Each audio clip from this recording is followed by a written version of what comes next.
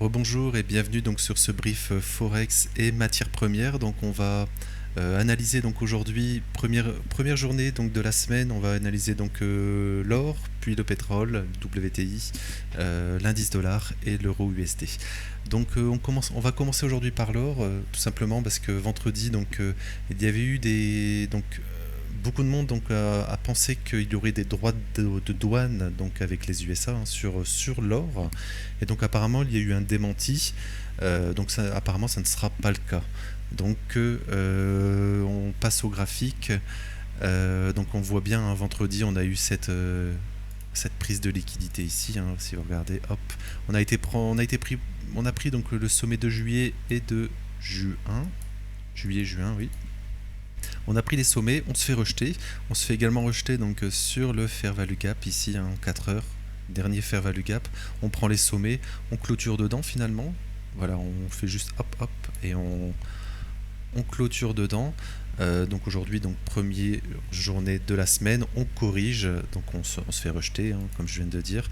Alors sur l'or, je le dis depuis un certain temps, voilà, il n'est pas impossible donc de refaire un sommet sur l'or. Voilà, on a encore tous ces stops ici. Là, hop. Enfin ici a été pris, pardon, ici ça a été pris justement. Voilà, on a encore le sommet ici justement. Voilà. Donc voilà, est-ce qu'on est tout simplement dans une sorte de contraction? Alors ce n'est pas très joli, excusez-moi. Je vais plutôt... voilà, mais vous voyez l'idée, en fait, on serait sur une contraction. Est-ce qu'on fait une fausse sortie justement ici? Réintégration, objectif, fair value gap ici, minimum, voire plus bas. En fait, ça veut dire qu'on aurait fait une prise de liquidité et on reverse. Alors sur l'or, oui, comme je voulais vous dire, depuis un certain temps, je dis que sur l'or, il faut faire attention parce que tout simplement, semestriel, on n'a pas été chercher le sommet du semestre précédent, mais on est totalement hors des bols de Bollinger, donc il faut faire attention à ce genre de move. Car on peut tout simplement, donc, alors pas chuter, je veux dire, mais on peut consolider, donc ranger au moins minimum, par exemple, voilà, se faire ce genre de choses, et l'année prochaine, par exemple, repartir à la hausse. Donc il faut faire assez attention sur ce genre de niveau qui sont souvent très intéressants. Donc voilà, c'est du moyen long terme, on va dire, mais plus à court terme. Donc voilà, comme je vous ai dit, on est en baisse, on pourrait rebondir donc sur cette zone, fair value gap ici. Donc les niveaux, donc c'est sur le Gold Future, donc à 3400 environ, et ici 3365 environ, 3600, oui, 65. Voilà, donc ça serait peut-être sur cette semaine, peut-être la dernière zone de rebond. Si on rebondit pas, donc on va aller chercher donc tous ces stops évidents, donc les stops des acheteurs ici. Voilà, ils sont vraiment ici, hop, ici, ici, ici. Voilà, on pourrait bien retracer, donc, et justement ça concorderait avec cette la bande de Bollinger supérieure en semestriel justement. Donc on irait la retester. Donc ça colle totalement, et ça voudrait pas dire qu'on passe en tendance baissière sur du long terme. C'est simplement qu'on corrige, que le prix a besoin du temps donc pour digérer la forte hausse qu'il y a eu les derniers mois.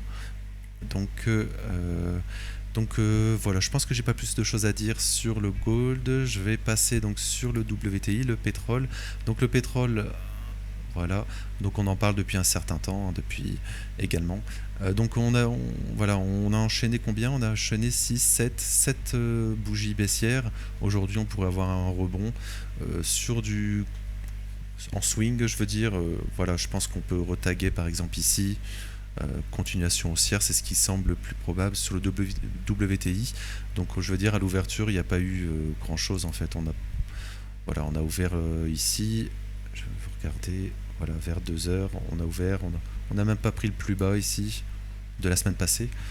Donc voilà, on consolide. Moi je verrais bien donc peut-être aujourd'hui, demain, pourquoi pas un petit rebond sur le pétrole, en fonction des news échos. N'oubliez pas qu'on a le CPI demain aussi, et que le marché price pour le moment 3 baisses des taux, ce qui semble vraiment improbable, mais voilà, c'est ce qui price. On est sur des sommets, sur les indices, sur plein de choses, donc il faut faire attention. Voilà, s'il y a un ralentissement en Amérique, le pétrole bien sûr l'Amérique, très fort consommateur, ça va pas plaire au pétrole bien sûr. Voilà donc le pétrole, donc j'avais fait un brief ce week-end, le samedi, où on avait fait un peu le point. Donc depuis samedi, donc depuis l'ouverture aujourd'hui, pas grand-chose. Je vais passer, donc pour le moment il n'y a rien à faire, hein, trop tard pour shorter et assez risqué d'acheter. Voilà, on est vraiment, si vous regardez les bonnes de Bollinger, on est totalement, voilà, ça chute bien sur, le momentum est baissier sur le pétrole. Je passe donc sur l'indice dollar. Alors je ne sais pas, avec TradingView j'ai une énorme mèche. Bon, je regarderai peut-être sur un autre graphique un peu plus tard. Mais même cette mèche, on va dire, elle est revenue sur ce fair value gap ici, qui correspondait, il me semble. Voilà, un fair value gap ici, oui, c'était un fair value gap daily. Voilà, mais sur l'euro dollar, elle n'est pas là, donc c'est sûrement un problème avec TradingView. Je regarderai plus tard sur ça, enfin bref. Donc pas grand chose sur l'euro dollar, enfin sur l'indice dollar. Voilà, il faudra faire attention donc au news echo demain avec le CPI qui va bien sûr impacter le dollar, c'est-à-dire si l'inflation est forte, pas de baisse des taux, enfin ou beaucoup moins bien sûr, et si l'inflation baisse, parce que Jérôme Powell donc privilégie l'inflation à l'emploi, donc il suit vraiment plus pour ses décisions, il suit donc plutôt l'inflation, CPI et l'inflation, que les rapports sur l'emploi. Donc c'est vraiment très important. Et donc si l'inflation baisse fortement, donc baisse des taux, voilà, donc un dollar qui rémunère moins. Donc on pourrait donc faire peut-être une continuation baissière sur le dollar, mais ça voudrait dire aussi que peut-être l'économie est plus forte que... Oui, j'ai fait une vidéo sur le PIB américain, donc n'hésitez pas à aller la voir. Je vais la mettre également en description de cette vidéo. Mais donc très important à suivre demain. Donc le lundi, je le dis souvent, mais le lundi il n'y a pas grand chose à faire, parce que souvent le lundi on fait un mouvement, on va dire contrarien, on va dire. On retrace, par exemple, si on a fort monté, par exemple sur le pétrole on a fort baissé, on rebondit un petit peu, et généralement le mardi on va rechasser par exemple le plus haut ou le plus bas de lundi pour continuer, en fait, pour se retourner. Ça arrive très souvent. Donc souvent le lundi c'est pas la super journée pour prendre des positions sur du très court terme. Alors voilà, pas grand chose donc finalement début de semaine. Je vais passer donc euro-dollar rapidement. Voilà, donc la même chose. Donc voilà, pas grand chose. On pourrait, si on retrace, donc il y a cette zone évidente ici, fair value gap haussier, en cas de retracement, pourquoi pas aller plus haut. Mais si on a un momentum baissier fort, on serait rejeté en fait ici, dans ce fair value gap daily. Et donc là on pourrait spéculer donc au moins sur cette prise donc du plus bas de ce mois. Voilà, je vais m'arrêter là pour aujourd'hui. Donc j'espère que ça vous aura plu. N'hésitez pas donc à liker, commenter si vous souhaitez, et à vous abonner. Donc je vous souhaite une belle fin de journée, enfin un bel après-midi, une belle fin de journée, et je vous dis à demain.